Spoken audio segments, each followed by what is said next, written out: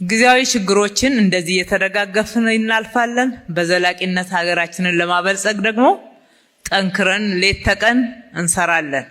የተጀመሩ ስራዎች ውጤት እያመጡ ብዙዎችን የስራ ዕድል ተጠቃሚ እያደረጉ ከድህነት እያወጡ ነው። በከተማችን በሴፍትኔት እንኳን ተይዘው የነበሩ ከ100,000 በላይ ዜጎች ዛሬ ትልልቅ የስራ ዕድል ተፈጥሮላቸው ሌሎችን እየቀጠሩ ነው ያሉት። ይሄ የሚያሳየን ከሰራን እንለወጣለን። ካገኘነው ደግሞ ሰርተው ሮጠው ከሚያተርፉ ሰዎች ደግሞ እንደዚህ ለሌሎች መትረፍ ደግሞ የግድ ይላል።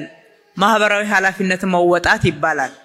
በሌላ በኩል ደግሞ ማህበራዊ ፍትህን የማንገስ ጉዳይ ነው ማለት ነው።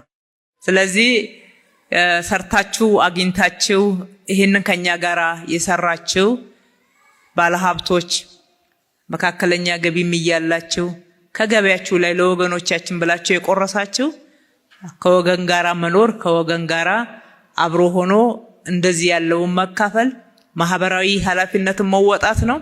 ማህበራዊ ኃላፊነትን መወጣትን በከተማችን በምሳሌነት እያደገ እየዳበረ መሄድ ያለበት ነው። በእነኚህ አይነት ተግባራት እያዳበርነው እንሄዳለን።